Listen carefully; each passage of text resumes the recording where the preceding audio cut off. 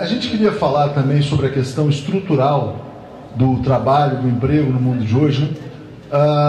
No domingo retrasado, se eu não me engano, a capa do jornal Estado de São Paulo dizia que os maiores empregadores do Brasil hoje são o Uber e o iFood, né? Então a gente percebe a grande transformação que aconteceu no país.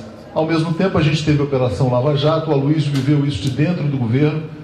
Eu fui jornalista econômico, eu me lembro da Odebrecht, orgulhosa porque tinha 200 mil empregados. Duvido que a Odebrecht hoje tenha 100 mil, se não tiver 50, 60. Hoje tem inclusive uma notícia de que a Odebrecht está mudando de nome para OEC, né? Foi uma devastação nesse setor de construção. Outras empresas que tinham 50 mil passaram para 10, quem tinha 30 passou para 2. E até essa destruição econômica do Brasil tem a ver também com essa uberização da economia. Eu andava muito de Uber, né? De Uber, o outro do táxi lá, e o 99, né? E muitas vezes eram pessoas que trabalhavam na cadeia da construção. O Aloysio viveu de dentro do governo esse processo, né? Ele estava lá, o golpe sendo construído, né? Eu me lembro muito bem, no final de dezembro de 94, uma cena da Globo News, a Cristiane Pelágio com uma cara não muito feliz, dizendo: olha, o Brasil está em pleno emprego, taxa de desemprego de 4,3%. E de 2014, exatamente. E aí dizia-se, tinham muitos colunistas na imprensa brasileira que diziam que o desemprego baixo era um problema, porque a inflação ia estourar com esse desemprego. O Brasil precisava de mais desemprego para ter inflação. A gente hoje está com muito desemprego e a inflação também está voltando, porque mudou a política de preço da Petrobras, tudo isso que a gente tem acompanhado.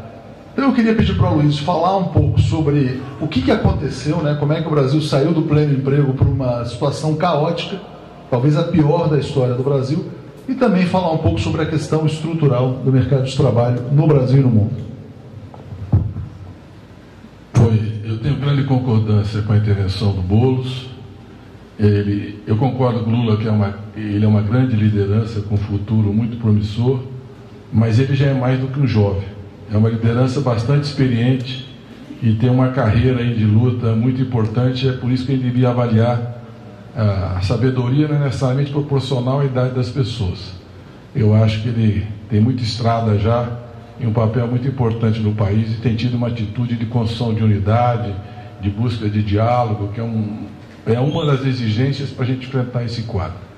Eu começaria recuperando um pouco o significado do 1º de maio. Em 1886, uma greve em Chicago, 340 mil trabalhadores decretaram uma greve, porque naquela época você não tinha limite para a jornada de trabalho. Em média era 12, 14 horas, mas se chegava até 17 horas de trabalho. E também não tinha um regime de trabalho de contratação. Era trabalho temporário, parcial, e dia 1º de maio era o dia da contabilidade das empresas, então se renovava o contrato, eles fizeram uma greve. Fizeram uma manifestação, 3 trabalhadores foram assassinados. Teve uma forte reação, 3 dias depois o povo foi para a rua e no enfrentamento com a polícia soltaram uma bomba na polícia, mataram um policial e feriram 7 policiais. A partir daí 5 líderes foram condenados à morte, 1 se suicida na cadeia e 4 são enforcados. E 3 lideranças dessa greve foram para a prisão perpétua. Inclusive o dia do enforcamento é 11 de novembro de 1887, alguns meses depois, que é o Black Friday.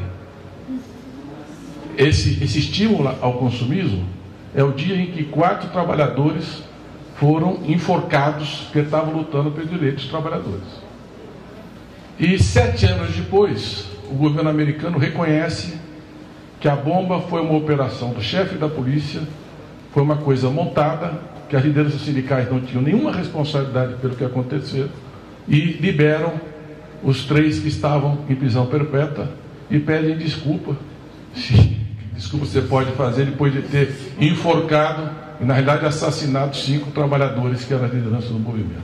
Então, é uma referência muito importante na história dos trabalhadores. É importante a gente rever para saber que a luta sempre foi assim, muito dura.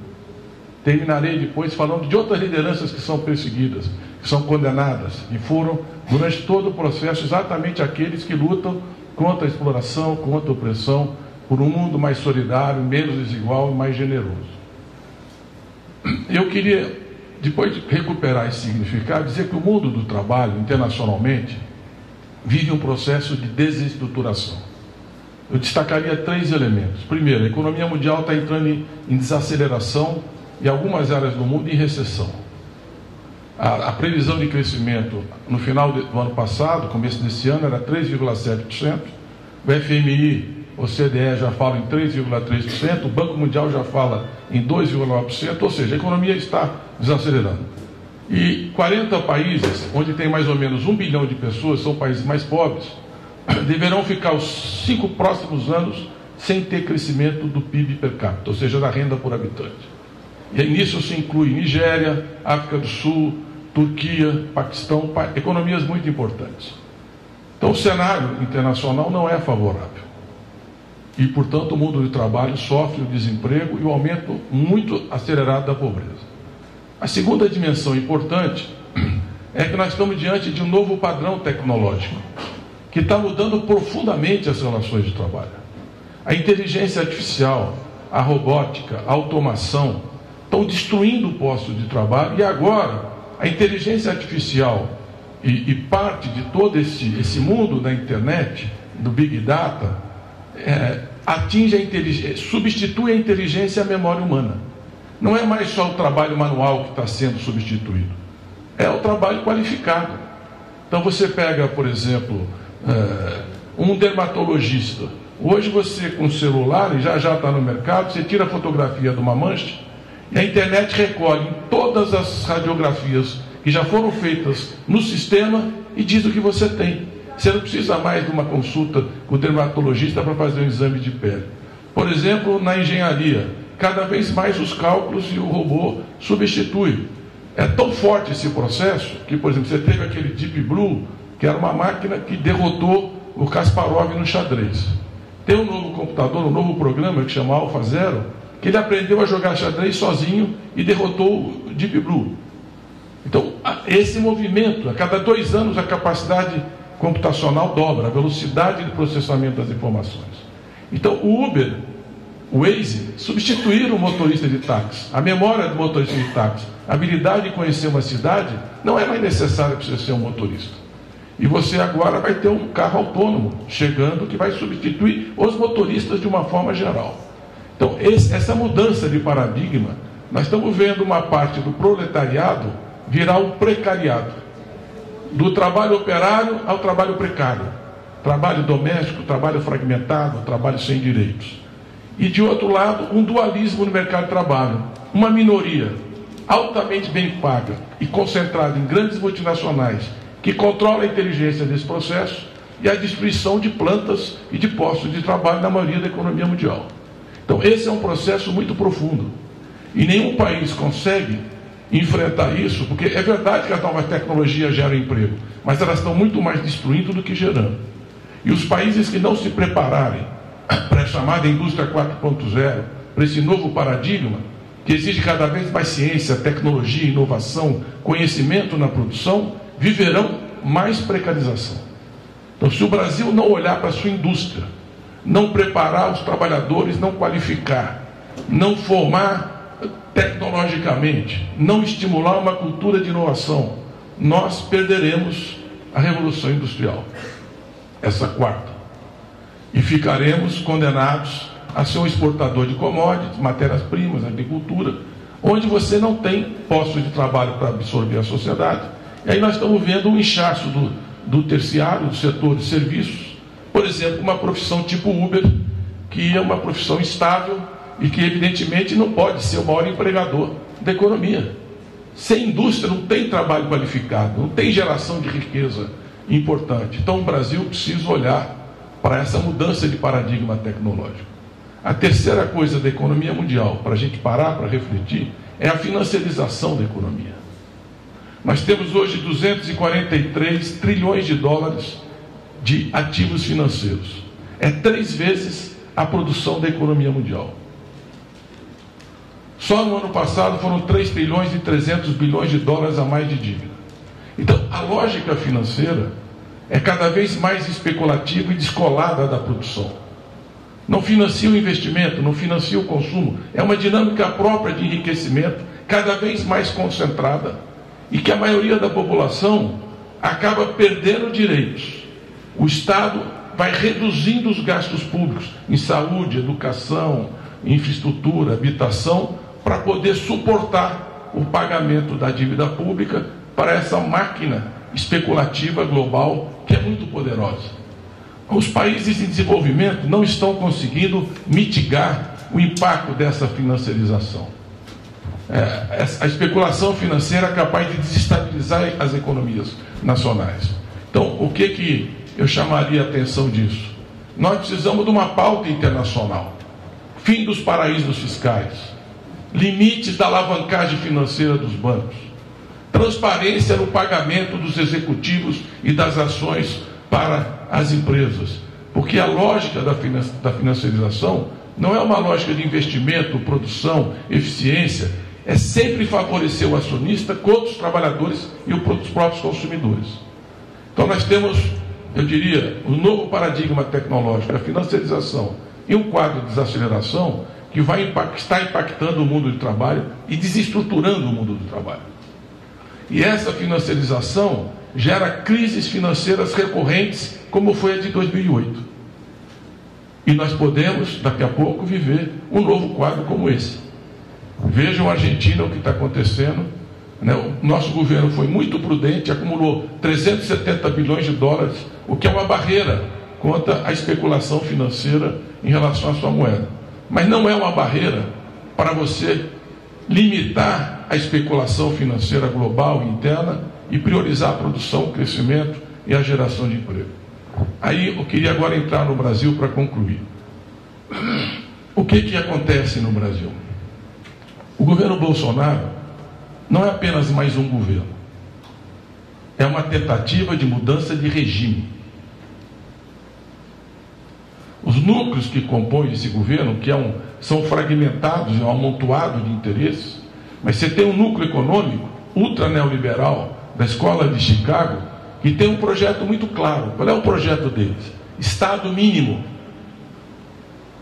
Na educação, tirar o Estado da educação pública e transformar o mercado da oferta da educação privada e para os pobres que não têm como ter acesso à educação, um cheque, um vale, um chamado voucher.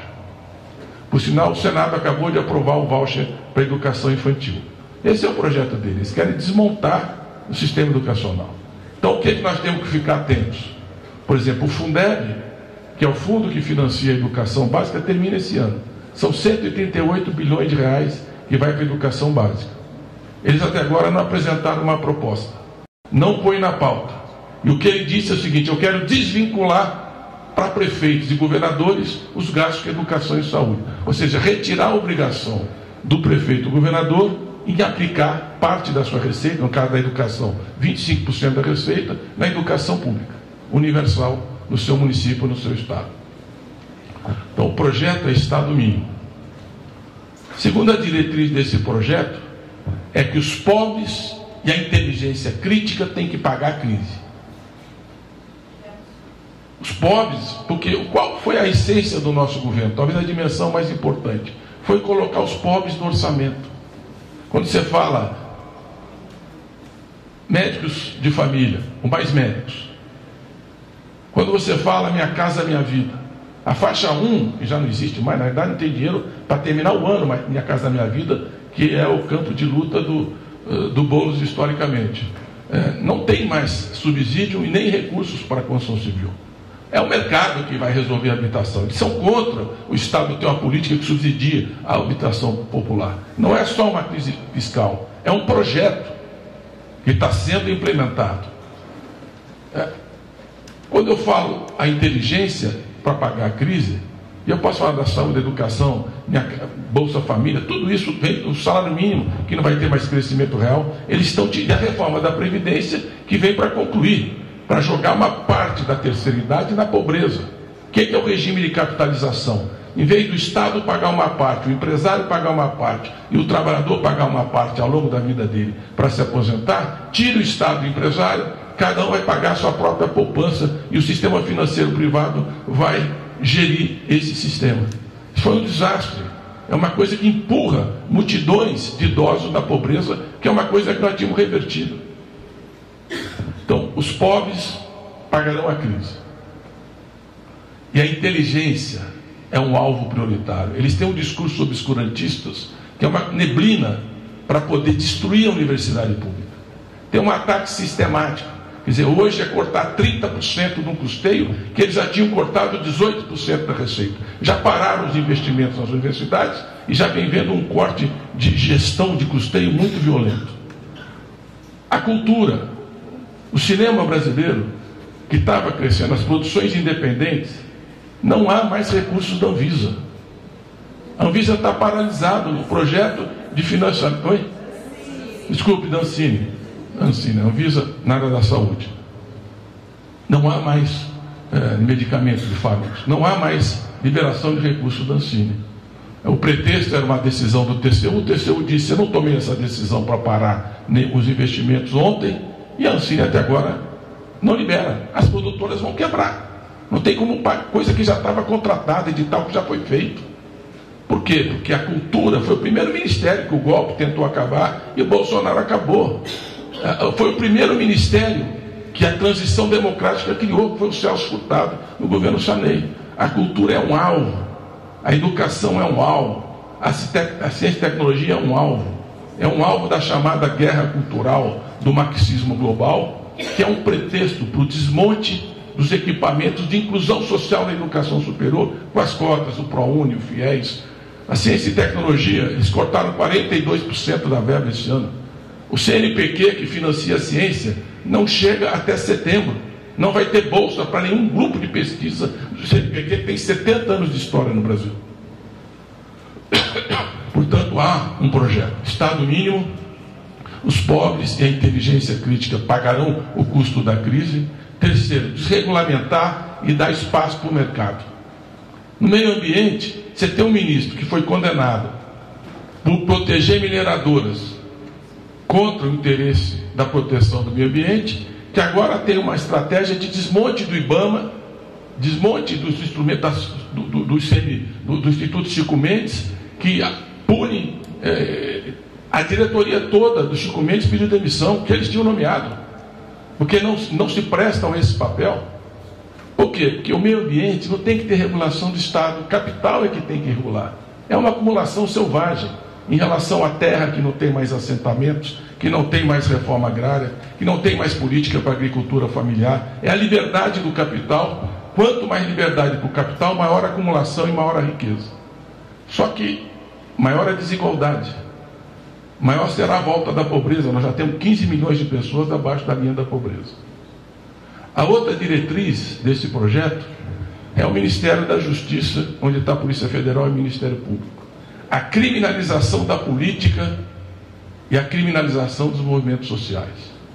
Porque eles sabem, assim como o Boulos sente, que a pressão social e a luta popular vai voltar com muita intensidade.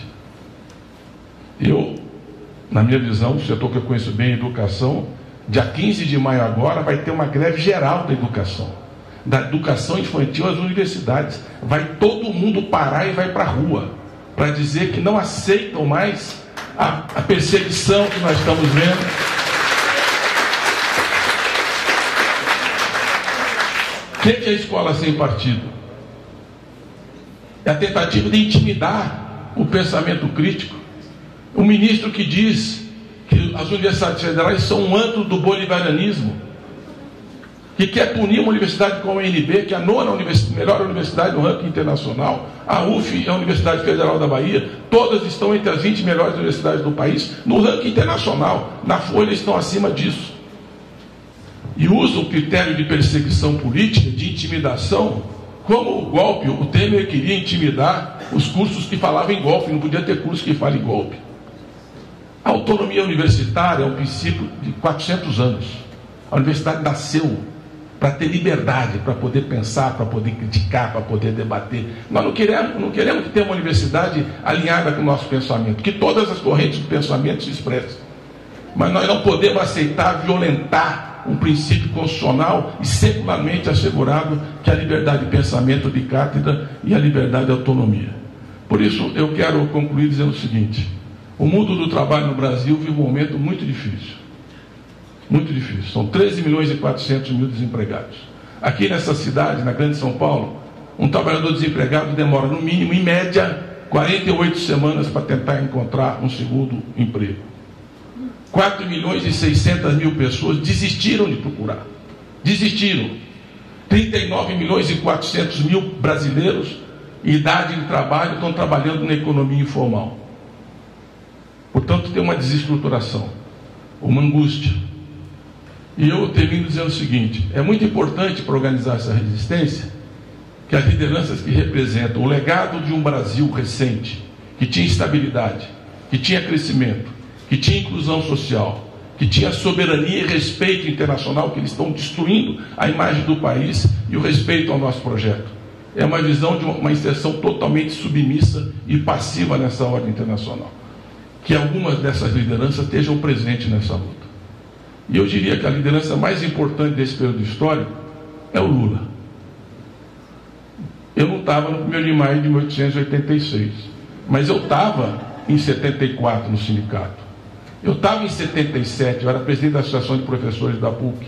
Eu estava em 78 no Ministério, em 1978, no 1º de maio na Vila Euclides. Nós fizemos um grande 1º de maio. Dia 12, a Scania parou e a partir daí começaram greves pelo Brasil inteiro. Esse 1º de maio não foi massivo, mas foi unificado. É um grande passo que nós estamos para frente. Por isso, o Lula livre é fundamental para a gente virar essa página. Nós temos que saber, e ele tem o direito de ir para casa hoje, porque a mudança de período, ele tem a detração penal, ele já cumpriu, ele tem o direito de ir para casa hoje e organizar a resistência da casa dele.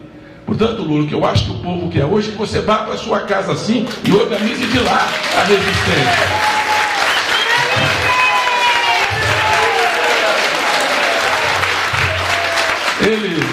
Ele está dizendo que quer defender a inocência dele. Nós acreditamos na inocência, ele vai defender até o final da vida dele. Como ele disse, eu não troco a liberdade pela minha dignidade, mas ele tem o direito de ir para casa. E eu digo em meu nome, mas estou dizendo para ele que eu tenho certeza que ele vai ver esse programa. Vá para casa, Lula. Vá para casa que nós vamos com você ajudar a organizar esse povo e enfrentar essa situação. Por isso, eu termino dizendo, agradecendo ao PCdoB, ao PSB que tem estado junto, a muitos companheiros do PDT, e eu espero, quem sabe amanhã, as lideranças principais venham com a gente, ao Boulos, que tem tido uma grande sabedoria política. Por isso eu concordo totalmente. A minha geração, o Lula é um pouquinho mais velho, mas estou quase lá, a minha geração está passando o bastão da história. Não, calma, vou contar uma coisa para você da história. Nós temos que saber que isso aqui é uma corrida de revezamento. Isso aqui não é uma luta de 100 metros. Isso é uma luta de longo prazo. Começou lá em 1886. E para passar o bastão da história, a gente tem que ter confiança nos companheiros que virão. Então, Boulos, estou dizendo que nós temos confiança em você, vai à frente. E o Lula vai estar junto nisso. Obrigado.